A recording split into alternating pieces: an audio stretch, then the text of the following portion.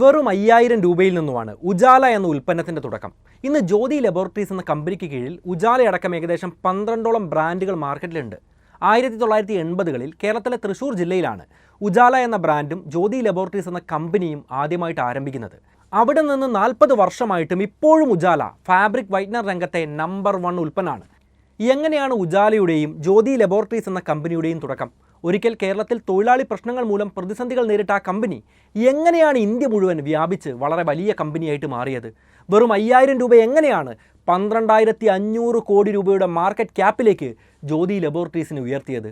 Business ചെയ്യാനും പണം ഉണ്ടാക്കാനും ആഗ്രഹിക്കുന്ന എല്ലാവരും കണ്ടിരിക്കേണ്ട, നിർബന്ധമായിട്ടും അറിഞ്ഞിരിക്കേണ്ട ആ കഥയാണ് ഇന്ന് പറയാൻ പോകുന്നത്.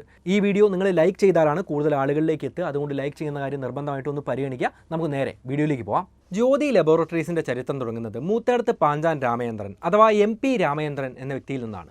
തൃശ്ശൂരിലെ ഒരു സാധാരണ കർഷക കുടുംബത്തിലാണ് ശ്രീ രാമചന്ദ്രൻ ജനിക്കുന്നത്. ദാരിദ്ര്യത്തിൽ വളർന്നുവെങ്കിലും നന്നായിട്ട് പഠിക്കാൻ അദ്ദേഹത്തിന് താല്പര്യമുണ്ടായിരുന്നു. ഇല്ലായ്മകളും പ്രതിസന്ധികളും പറഞ്ഞുകൊണ്ടിരിക്കുന്ന ധാരാളം പേരെ നമ്മളെല്ലാവരും കണ്ടിട്ടുണ്ടാവും. തോൽവികളും രക്ഷപ്പെടാത്തതിൻ്റെയൊക്കെ കാരണമായിട്ടാണ് അവരതിനെയൊക്കെ ഉപയോഗിക്കുന്നത്.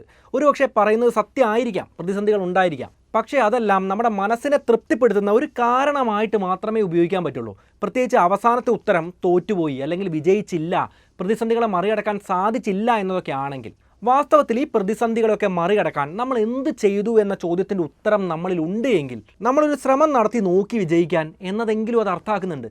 പക്ഷേ ഒരു ശ്രമം പോലും നടത്താതെ മറ്റുള്ളവരെയും നമ്മുടെ സാഹചര്യങ്ങളെയും കുറ്റം പറഞ്ഞിരിക്കുന്നത് കൊണ്ട് മാത്രം കാര്യമില്ല. നമ്മൾ ഏതെങ്കിലും കാര്യത്തിൽ അങ്ങനെയാണ് എങ്കിൽ മാറ്റാനുള്ള സമയം ഇത്തരം കഥ കേൾക്കുന്നതിലൂടെയാണ് എന്ന് ഈ സാഹചര്യത്തിൽ ഒന്ന് മനസ്സിലാക്കുക.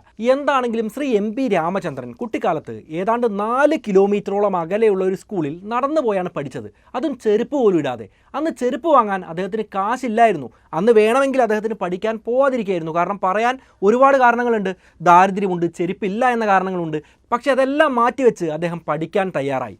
സ്കൂൾ വിദ്യാഭ്യാസത്തിന് ശേഷം തൃശ്ശൂരിലെ തന്നെ സെൻറ്റ് തോമസ് കോളേജിൽ നിന്ന് അദ്ദേഹം BCom ഒരു ബിരുദവും സ്വന്തമാക്കി.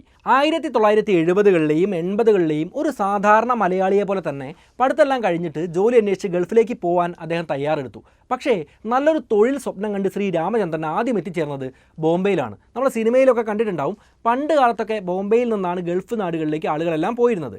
അന്നും ഇന്ത്യയുടെ വ്യവസായ നഗരം ബോംബെ തന്നെയായിരുന്നു. എന്നാൽ ഗൾഫിൽ പോകാനുള്ള തീരുമാനം ഉപേക്ഷിച്ച് ബോംബെയിലെ തന്നെ കെമിക്കൽ ആൻഡ് അരോമാറ്റിക്സ് എന്നറിയപ്പെടുന്ന ഒരു കമ്പനിയിൽ അക്കൗണ്ടൻ്റായി അദ്ദേഹത്തിന് ജോലിക്ക് കയറാൻ കഴിയുന്നുണ്ട്.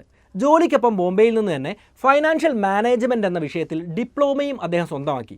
ബിസിനസ്സുകാർക്കും നല്ല വരുമാനം ഉള്ളവർക്കും എന്തിന് സാധാരണ വരുമാനം കുറഞ്ഞ തൊഴിലാളികൾ പോലും ചെയ്യുന്ന വലിയൊരു തെറ്റുണ്ട്. കഴിവ് വർദ്ധിപ്പിക്കാനും അപ്സ്കിൽ ചെയ്യാനും പലപ്പോഴും പലരും ശ്രമിക്കാറില്ല. അത് വലിയൊരു തെറ്റാണ്. എന്നാൽ കൂടുതൽ പഠിക്കാനും അറിയാനും തയ്യാറായാൽ നമ്മൾ അറിയാതെ തന്നെ നമ്മൾ വിജയത്തിലേക്ക് നടന്നെടുക്കുന്നതാണ്. ഈ ഒരു കാര്യം ശ്രീ MP രാമചന്ദ്രൻ തിരിച്ചറിഞ്ഞിട്ടുണ്ടാവണം. അതുകൊണ്ട് തന്നെ ആയിരിക്കാം നല്ലൊരു ജോലി കിട്ടിയിട്ടും അദ്ദേഹം വീണ്ടും പഠിക്കാൻ തയ്യാറാവുകയാണ്. MP രാമചന്ദ്രൻ തൻ്റെ അച്ഛനെ പോലെ തന്നെ കൂടുതലായിട്ടും വെള്ള വസ്ത്രങ്ങൾ ഉപയോഗിക്കാൻ ഇഷ്ടപ്പെട്ടിരുന്ന ആളായിരുന്നു. എന്നാൽ സ്ഥിരമായിട്ട് ഉപയോഗിക്കുന്ന വെള്ള വസ്ത്രങ്ങൾ പെട്ടെന്ന് നിറം മങ്ങുന്നതായിട്ടും തുടർച്ചയായിട്ട് നീലം മുക്കുന്നത് വെള്ള വസ്ത്രത്തിൽ നീല നിറത്തിലുള്ള പാടുകൾ ഉണ്ടാക്കുന്നതായിട്ടും അദ്ദേഹം ശ്രദ്ധിക്കുകയാണ്. കാരണം മറ്റൊന്നും ആയിരുന്നില്ല, അന്നത്തെ കാലത്തെ ഫാബ്രിക് വൈറ്റ്നേഴ്സ് പോലുള്ള ഉൽപ്പന്നങ്ങൾ ഗുണമേന്മയുടെ കാര്യത്തിൽ വളരെ വളരെ പുറകിലായിരുന്നു. ഇതൊക്കെ കൊണ്ട് തന്നെ ഒരു അക്കൗണ്ടൻറ്റ് എന്ന നിലയിൽ സ്ഥിരമായിട്ട് ഉപയോഗിക്കുന്ന വെള്ളവസ്ത്രങ്ങൾ നിറം മാറാതെ സൂക്ഷിക്കുന്നത് അദ്ദേഹത്തിന് വലിയ ബുദ്ധിമുട്ടായിട്ട് തീരുകയാണ്. അങ്ങനെ അദ്ദേഹം ജോലി ചെയ്തുകൊണ്ടിരുന്ന കെമിക്കൽ കമ്പനിയിലെ ചില കെമിക്കൽ എക്സ്പേർട്സുമായി ചേർന്ന് വസ്ത്രങ്ങൾ വെള്ളയായിട്ട് സൂക്ഷിക്കുന്നതിനുള്ള ഒരു ഫാബ്രിക് വൈറ്റ്നർ ഉണ്ടാക്കിയെടുക്കാൻ ഒരു ചെറിയ ശ്രമം ആരംഭിച്ചു. ആ സമയത്ത് ഇത് ബൾക്കായിട്ട് വിൽക്കാനുള്ള ഉദ്ദേശമൊന്നും അദ്ദേഹത്തിന് ഉണ്ടായിരുന്നില്ല. സ്വന്തം വസ്ത്രങ്ങൾ വെള്ളയായിട്ട് സൂക്ഷിക്കാൻ മാത്രമേ അദ്ദേഹം ചിന്തിച്ചിരുന്നുള്ളൂ. വർഷങ്ങൾ കഴിഞ്ഞു. അദ്ദേഹം ജോലി ചെയ്തിരുന്ന കെമിക്കൽ കമ്പനി പൂട്ടിപ്പോയി. അദ്ദേഹത്തിൻ്റെ തൊഴിലും നഷ്ടപ്പെട്ടു. ജോലി നഷ്ടപ്പെട്ടതോടുകൂടി ശ്രീ രാമചന്ദ്രൻ ഒരു ഫാബ്രിക് വൈറ്റ്നർ ഉണ്ടാക്കാനുള്ള അല്ലെങ്കിൽ അങ്ങനെ ഒരു കമ്പനി നിർമ്മിക്കാനുള്ള ശ്രമങ്ങളിൽ ഏർപ്പെടുകയാണ്. ഇവിടെ നമ്മൾ ഓർക്കേണ്ട മറ്റൊരു കാര്യമുണ്ട്. ചെറിയ ടാസ്കുകൾ ശരിയായിട്ട് ചെയ്യാൻ നമുക്ക് പറ്റുന്നില്ല എങ്കിൽ വലിയ ടാസ്കുകൾ ചെയ്യാനും പറ്റുന്നതല്ല. ഇപ്പോൾ ഒരുപാട് പേർക്ക് ബിസിനസ്സുകാരനാവണം എന്ന ആഗ്രഹം ഉണ്ടാവും. പക്ഷേ ഒരു ജോലി ആത്മാർത്ഥമായിട്ട് ചെയ്യാൻ പോലും പരിശ്രമിക്കാറില്ല. ജോലി ചെയ്യാനുള്ള മടി കൊണ്ടാണ് പലരും ബിസിനസ് ചെയ്യാൻ ആഗ്രഹിക്കുന്നത്. കാരണം ബിസിനസ് ചെയ്യുന്നു, ധാരാളം പണം വരുന്നു എന്ന ചിന്തയാണ് പലർക്കും ഉണ്ടാവുന്നത്. ഇത് വർക്കാവില്ല. നന്നായിട്ട് ജോലി ചെയ്യാനും ചെറിയ ടാസ്കുകൾ വൃത്തിയായിട്ട് ചെയ്യാനും അറിയാവുന്ന അല്ലെങ്കിൽ അതിനുവേണ്ടി പരിശ്രമിക്കുന്ന ആളുകൾക്ക് മാത്രമേ ഒരു നല്ല സംരംഭകനാവാൻ സാധിക്കുകയുള്ളൂ. ഇതാണ് വിജയിക്കുക എന്നതുമായിട്ട് ബന്ധപ്പെട്ട എൻ്റെ അഭിപ്രായം. നിങ്ങളുടെ അഭിപ്രായം എന്ത് തന്നെയാണെങ്കിലും അത് കമൻ്റായിട്ട് എഴുതാവുന്നതാണ്. എന്തായാലും ഒരു കമ്പനി ഉണ്ടാക്കണം എന്ന ചിന്ത ഉണ്ടാവുന്ന സമയത്ത് അതുമായിട്ട് ബന്ധപ്പെട്ട ഒരു പ്രധാന വിവരം അദ്ദേഹം വായിച്ച ഒരു കെമിക്കൽ ഇൻഡസ്ട്രി മാഗസിനിൽ കാണാനിടയാവുകയാണ്. പർപ്പിൾ കളർ ഡൈസ് വസ്ത്രങ്ങൾ വെള്ളയായിട്ട് സൂക്ഷിക്കാൻ വസ്ത്രനിർമ്മാതാക്കളെ സഹായിക്കുന്നു എന്നുള്ള പ്രധാനപ്പെട്ട അറിവാണ് അദ്ദേഹത്തിന് അവിടെ നിന്ന് കിട്ടുന്നത്. അറിവ് കൊണ്ട് മാത്രം കാര്യമില്ലല്ലോ, അറിവ് ഉപയോഗിക്കണം, അറിവിനെ പണമാക്കി മാറ്റണം. അദ്ദേഹം തൻ്റെ സ്വന്തം അടുക്കളയിൽ പരീക്ഷണങ്ങൾ നടത്താൻ തുടങ്ങി. ഒരു വർഷത്തെ പരിശ്രമങ്ങൾക്ക് ശേഷം വസ്ത്രം വെളുപ്പിക്കാനുള്ള ഒരു ഫോർമുല അദ്ദേഹം കണ്ടെത്തും. പിന്നെ എന്താണ് ചെയ്യേണ്ടത്? പ്രൊഡക്റ്റ് വിപണിയിലേക്ക് ഇറക്കണം, ലാഭമാക്കി മാറ്റണം. ബോംബെയിൽ ജോലി ചെയ്തപ്പോൾ ലഭിച്ച ചെറിയ സമ്പാദ്യം ഏകദേശം 5000 രൂപയോളം ഉണ്ടായിരുന്നു. അതുപയോഗിച്ച് ഒരു ഫാക്ടറി സ്വന്തം നാടായ തൃശ്ശൂരിലെ ഗുരുവായൂരിൽ നിർമ്മിക്കാനാണ് ആദ്യം അദ്ദേഹം തീരുമാനത്തിലെത്തുന്നത്. പാരമ്പര്യ സ്വത്തായിട്ട് കിട്ടിയ ഭൂമിയിലാണ് ഫാക്ടറി നിർമ്മിച്ചത്. അദ്ദേഹത്തിൻ്റെ മകളുടെ പേരായ ജ്യോതി എന്ന പേര് ഫാക്ടറിക്ക് കൊടുക്കുകയും ചെയ്യുന്നു. പിന്നീട് ഉജാല എന്ന പേരിൽ ഈ പ്രൊഡക്റ്റ് മാർക്കറ്റിൽ എത്തിക്കാനും തീരുമാനിക്കുകയാണ്. ആ സമയത്ത് മാർക്കറ്റിലുണ്ടായിരുന്ന ഫാബ്രിക് വൈറ്റ്നേഴ്സ് എല്ലാം പൗഡർ രൂപത്തിലുള്ളതായിരുന്നു. എന്നാൽ ജ്യോതി കമ്പനിയാണ് ഇന്ത്യയിൽ ആദ്യമായിട്ട് ലിക്വിഡ് രൂപത്തിലുള്ള ഫാബ്രിക് വൈറ്റ്നേഴ്സ് മാർക്കറ്റിൽ എത്തിക്കാൻ തുടങ്ങിയത്. അധികം വൈകിയില്ല, 500 ബോട്ടിലോളം വരുന്ന ആദ്യ ബാച്ച് വിൽപ്പനയ്ക്ക് വേണ്ടി തയ്യാറായി. ആദ്യമൊക്കെ തൃശ്ശൂർ ജില്ലയിലും മലപ്പുറം ജില്ലയിലും അവിടുത്തെ തൊഴിലാളികൾ വീട് തോറും കയറി ഇറങ്ങി പരിചയപ്പെടുത്തിയിട്ടാണ് വീട്ടമ്മമാർക്കും അല്ലെങ്കിൽ വീട്ടിലുള്ള ആളുകൾക്കുമെല്ലാം ഈ പ്രൊഡക്റ്റ് വിൽറ്റുകൊണ്ടിരുന്നത്. എന്നാൽ കൂലിയും മറ്റ് ചെലവുകളും എല്ലാം കഴിഞ്ഞ് വലിയ ലാഭമൊന്നും ഉണ്ടാക്കാൻ കമ്പനിക്ക് ആ സമയത്ത് സാധിച്ചിരുന്നില്ല. അതുകൊണ്ട് തന്നെ ഈ കമ്പനി പൂട്ടിപ്പോയാലോ എന്നുപോലും ശ്രീ രാമചന്ദ്രൻ ആ സമയത്ത് ആലോചിക്കുന്നുണ്ടായിരുന്നു. എന്നാൽ പെട്ടെന്നാണ് അത് സംഭവിക്കുന്നത്. മലപ്പുറത്തെ ഒരു ഡിസ്ട്രിബ്യൂട്ടറുടെ കയ്യിൽ നിന്നും 1000 ഉജാല ബോട്ടിലുകൾക്കായിട്ടുള്ള ഓർഡറുകൾ കമ്പനിക്ക് കിട്ടുകയാണ്. അവിടെ നിന്ന് അങ്ങോട്ട് കമ്പനി പച്ച പിടിക്കാൻ തുടങ്ങി. ആദ്യ വർഷം 40,000 രൂപയുടെ വിറ്റുവരവുണ്ടായി. അങ്ങനെ ഈ പ്രൊഡക്റ്റ് പതുക്കെ ലാഭം ഉണ്ടാക്കാൻ തുടങ്ങിയപ്പോൾ ഇത് കൂടുതൽ പേരിലേക്ക് എത്തിക്കാൻ വേണ്ട ശ്രമങ്ങളാണ് അദ്ദേഹം ആരംഭിക്കുന്നത്. അങ്ങനെ 1986 ഉജാലയുടെ ആദ്യത്തെ പരസ്യം കേരളത്തിലെ മാതൃഭൂമി ന്യൂസ് പേപ്പറിൽ ആദ്യമായിട്ട് പ്രിൻ്റ് ചെയ്തു വന്നു. പിന്നീട് 1987 റേഡിയോ വഴിയും പരസ്യം ചെയ്യാൻ തുടങ്ങി. ആ വർഷം തന്നെ കേരളത്തിന് പുറത്തേക്ക്, പ്രത്യേകിച്ച് തമിഴ്നാട്ടിലേക്കെല്ലാം ഉജാലയുടെ മാർക്കറ്റ് വ്യാപിക്കുകയാണ്. 1992 ആയപ്പോഴേക്കും ജ്യോതി ലബോറട്ടറീസ് ലിമിറ്റഡ് എന്ന പേരിൽ പൂർണ്ണമായിട്ടും ഒരു ലീഗൽ എൻറ്റിറ്റി ആയിട്ട് കമ്പനി മാറുന്നുണ്ട്. പക്ഷേ 1993 കമ്പനിയുടെ ചരിത്രത്തിൽ ഒരു പ്രധാനപ്പെട്ട വഴിത്തിരിവുണ്ടായി.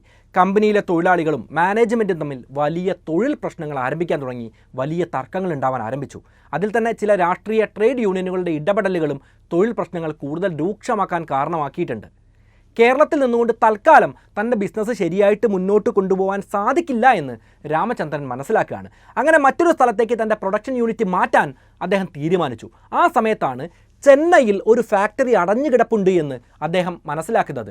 അത് താൽക്കാലികമായിട്ടാണെങ്കിലും വാടകയ്ക്കായിട്ടാണെങ്കിലും ഉപയോഗപ്പെടുത്തിയാൽ കേരളത്തിലെ പ്രൊഡക്ഷൻ നിന്നാലും കമ്പനിക്ക് അതിൻ്റെ പ്രൊഡക്ഷനും വിൽപ്പനയും തുടരാൻ സാധിക്കുമല്ലോ. പക്ഷേ എപ്പോഴും വാടകയ്ക്ക് അല്ലെങ്കിൽ താൽക്കാലികമായിട്ട് പറ്റുന്നതല്ല. ഉടൻ തന്നെ മറ്റൊരു സ്ഥലത്തേക്ക് സ്ഥിരമായിട്ട് കമ്പനിയുടെ പ്രൊഡക്ഷൻ യൂണിറ്റ് മാറ്റാനുള്ള വഴികൾ അദ്ദേഹം അതുകൊണ്ട് തന്നെ ആലോചിക്കുകയായിരുന്നു. ആ സമയത്ത് പോണ്ടിച്ചേരിയിൽ ഇതിന് പറ്റിയ ഏതാണ്ട് 25 ഏക്കറോളം സ്ഥലം വിൽക്കാനുണ്ട് എന്ന കാര്യം അദ്ദേഹം മനസ്സിലാക്കുന്നു. കൂടാതെ പോണ്ടിച്ചേരി വളരെ ബിസിനസ് സൗഹൃദമായിട്ടുള്ള സ്ഥലമായിരുന്നു. അവിടുത്തെ ഗവൺമെൻറ് നിയമങ്ങൾ അനുസരിച്ച് 5 വർഷത്തോളം കമ്പനിയിൽ നിന്ന് കിട്ടുന്ന ലാഭത്തിന് നികുതി കൊടുക്കേണ്ട ആവശ്യം പോലും ഇല്ലായിരുന്നു. അങ്ങനെ കൂടുതൽ ബിസിനസ് സൗഹാർദ്ദമായിട്ടുള്ളൊരു സ്ഥലത്തേക്ക് തൻ്റെ ബിസിനസ് കേന്ദ്രീകരിക്കാൻ കേരളത്തിലെ തൊഴിലാളി പ്രശ്നങ്ങൾ വാസ്തവത്തിൽ അദ്ദേഹത്തെ സഹായിക്കുകയാണ് ചെയ്തത്. എന്തായാലും കമ്പനി പൂട്ടിക്കാൻ സമരം ചെയ്ത തൊഴിലാളികൾക്ക് ജോലി നഷ്ടപ്പെട്ടു എങ്കിലും കുത്തക മുതലാളിയെ കേരളത്തിൽ നിന്നും കെട്ടുകെട്ടിക്കാൻ അവർക്ക് സാധിച്ചു. അങ്ങനെ പോണ്ടിച്ചേരിയിൽ ജ്യോതി ലബോറട്ടറീസിൻ്റെ പുതിയ പ്രൊഡക്ഷൻ യൂണിറ്റിൻ്റെ നിർമ്മാണ പ്രവർത്തനങ്ങൾ ആരംഭിക്കുകയാണ്. ആ സമയത്തും ചെന്നൈയിൽ വാടകയ്ക്കെടുത്ത ഫാക്ടറിയിൽ നിന്നും ഉജാലയുടെ പ്രൊഡക്ഷൻ തടസ്സമൊന്നുമില്ലാതെ നടന്നുകൊണ്ടിരിക്കുന്നുണ്ടായിരുന്നു. പുതിയ യൂണിറ്റ് പോണ്ടിച്ചേരിയിൽ തുടങ്ങാൻ 3.5 കോടി രൂപ അവിടുത്തെ ഗവൺമെൻറ് തന്നെ അവർക്ക് അനുവദിച്ച് കൊടുക്കുകയും ചെയ്യുന്നുണ്ട്, കടമായിട്ട് കൊടുക്കുകയും ചെയ്യുന്നുണ്ട്. അതുകൊണ്ട് തന്നെ ഊഷ്മളമായിട്ടുള്ളൊരു വരവേൽപ്പാണ് അദ്ദേഹത്തിന് പോണ്ടിച്ചേരിയിൽ നിന്ന് ലഭിച്ചത് എന്ന് നമുക്ക് തർക്കമില്ലാതെ പറയാം. എന്തായാലും 2 വർഷത്തിനുള്ളിൽ തന്നെ പോണ്ടിച്ചേരിയിൽ ഫാക്ടറിയുടെ നിർമ്മാണം പൂർത്തിയാക്കിയെന്ന് മാത്രമല്ല, വെറും 1.5 വർഷത്തിൽ തന്നെ പുതിയ ഫാക്ടറിക്ക് വേണ്ടിയെടുത്ത കടയില്ലേ, ആ തുക മുഴുവൻ തിരിച്ചടയ്ക്കാൻ ശ്രീ രാമചന്ദ്രന് സാധിക്കുന്നുണ്ട്. അങ്ങനെ എന്തായാലും ആ പുതിയ ഫാക്ടറിയിൽ ഉജാലയുടെ പ്രൊഡക്ഷൻ ആരംഭിച്ചല്ലോ. ഒരു ദിവസം 50 ലക്ഷത്തോളം ഉജാല ബോട്ടിലുകൾ നിർമ്മിക്കാനുള്ള കപ്പാസിറ്റി പോണ്ടിച്ചേരിയിലെ ആ പ്രൊഡക്ഷൻ യൂണിറ്റ് ഉണ്ടായിരുന്നു. ഇതേ ഫാക്ടറി കേരളത്തിൽ വരികയായിരുന്നുവെങ്കിൽ ഒന്ന് ചിന്തിച്ചു നോക്കൂ. 50 ലക്ഷത്തോളം ബോട്ടിലുകൾ ഉണ്ടാക്കുന്ന വലിയൊരു ഫാക്ടറിയാണ്. 25 ഏക്കറോളം സ്ഥലത്താണ് ആ സമയത്ത് 1980കളിൽ ഈ ഫാക്ടറി സ്ഥാപിക്കപ്പെടുന്നത്.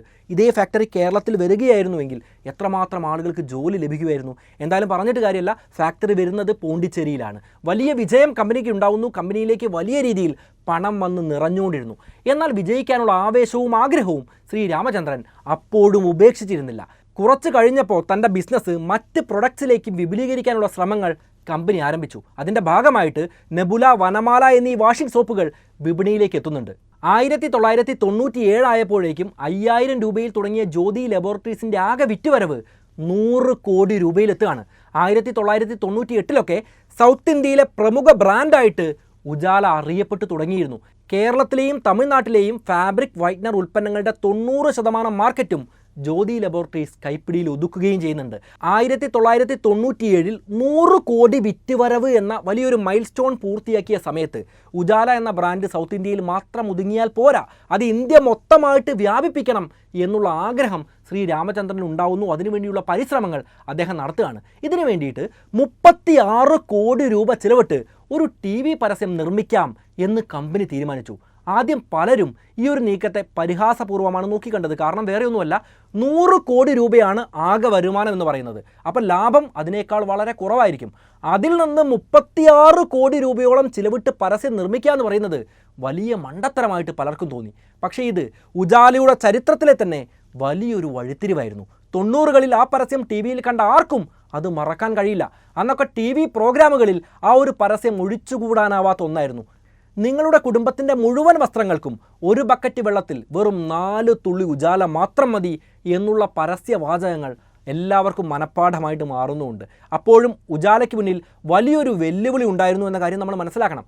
ബ്രിട്ടീഷ് കമ്പനിയായ റെക്കറ്റ് ബെൻകൈസ ഗ്രൂപ്പിൻ്റെ റോബിൻ ബ്ലൂ എന്ന ഉൽപ്പന്നം അതായിരുന്നു ഇന്ത്യയിലെ ജനങ്ങൾക്ക് അന്നത്തെ കാലത്ത് സുപരിചിതമായിരുന്നൊരു ഫാബ്രിക് വൈറ്റ്നർ. അതുകൊണ്ട് തന്നെ ഉജാലയുടെ പരസ്യത്തിൽ പഴയ നീലപ്പാടുകൾ വരുത്തുന്ന ഉൽപ്പന്നങ്ങൾ ഉപേക്ഷിച്ച് ഉജാല ഉപയോഗിക്കാനുള്ള ആഹ്വാനം ഉണ്ടായിരുന്നു. ഇതിൻ്റെ ഒരു കാരണം എന്ന് പറയുന്നത് റോബിൻ ബ്ലൂ പോലുള്ള ഉൽപ്പന്നങ്ങളെ മറികടന്നുകൊണ്ട് മാത്രമേ ഉജാലയ്ക്ക് ഇന്ത്യ മുഴുവൻ വളർച്ച നേടാൻ സാധിക്കുമായിരുന്നുള്ളൂ. അതുകൊണ്ട് ആ ഉൽപ്പന്നങ്ങളുടെ പോരായ്മകൾ ഉജാലയ്ക്ക് പറയേണ്ടിയിരുന്നു. ഇത് റെക്കറ്റ് ബെൻകൈസോയ്ക്ക് ഇഷ്ടമായില്ല എന്ന് മാത്രമല്ല, തങ്ങളുടെ പ്രൊഡക്റ്റിനെ അപകീർത്തിപ്പെടുത്തുന്ന രീതിയിലുള്ള പരസ്യമാണ് ഉജാലയുടേത് എന്ന് ആരോപിച്ച് കമ്പനി ന്യൂഡൽഹി ഹൈക്കോടതിയിലും കൊൽക്കത്ത ഹൈക്കോടതിയിലും കേസും ഫയൽ ചെയ്യുന്നുണ്ട്. എന്നാൽ വിധി ജ്യോതി ലബോറട്ടറീസിന് അനുകൂലമായിരുന്നു. പിന്നീട് കമ്പനിക്ക് വെച്ചടി കയറ്റമായിരുന്നു. 2000-ൽ ജ്യോതി ലബോറട്ടറീസ് ഉജാലയിൽ നിന്ന് മറ്റുൽപ്പന്നങ്ങളിലേക്ക് കൂടുതൽ ശ്രദ്ധ കേന്ദ്രീകരിക്കാനും ആരംഭിക്കുകയാണ്. ബംഗാളിൽ മാക്സോ എന്ന പേരിൽ കൊതുകുതിരി ബ്രാൻഡ് അവർ തുടങ്ങുന്നു. ആ വർഷം തന്നെ കേരളത്തിൽ എക്സോ എന്ന ഡിഷ് വാഷർ ബാർ മാർക്കറ്റിലേക്ക് ഇറക്കുകയാണ്. കേരളത്തിൽ ഈ പ്രൊഡക്റ്റ് വലിയ രീതിയിൽ വിജയിച്ച സമയത്ത് പിന്നീട് തമിഴ്നാട്ടിലേക്കും കർണാടകയിലേക്കും വിൽപ്പന ചെയ്യാൻ ആരംഭിച്ചു. മായ ചന്ദനത്തിരികൾ, Exo dish wash liquid, Ujala stiff and shine, Jeeva ayurvedic soap എന്നിങ്ങനെയുള്ള വിവിധ തരം ഉൽപ്പന്നങ്ങൾ മാർക്കറ്റിലേക്ക് എത്തിക്കാൻ അവർ ആരംഭിക്കുന്നു. അപ്പോഴും നമ്മൾ ശ്രദ്ധിക്കേണ്ട ഒരു കാര്യമുണ്ട്. വിവിധ ഉൽപ്പന്നങ്ങളിലേക്ക് ശ്രദ്ധ കേന്ദ്രീകരിച്ച് വലിയ രീതിയിൽ വിജയം ഉണ്ടാക്കുമ്പോഴും ഉജാല തന്നെയായിരുന്നു ജ്യോതി ലബോറട്ടറീസിൻ്റെ നട്ടെല്ല് എന്ന് പറയാവുന്ന ഉൽപ്പന്നം. 2009 ആകുമ്പോഴേക്കും ആ രംഗത്തെ മാർക്കറ്റ് ഷെയറിൻ്റെ 73% ഉജാല സുപ്രീം കൈയടക്കി കഴിഞ്ഞിരുന്നു. തൊട്ടു താഴെയുള്ള ബ്രാൻഡ്, അതായത് നമ്മൾ മുന്നേ സൂചിപ്പിച്ച ബ്രിട്ടീഷ് കമ്പനിയുടെ ഫാബ്രിക് വൈറ്റ്നർ ബ്രാൻഡായ റോബിൻ ബ്ലൂവിൻ്റെ മാർക്കറ്റ് ഷെയർ വെറും 5% മാത്രമേ വരുന്നുള്ളൂ.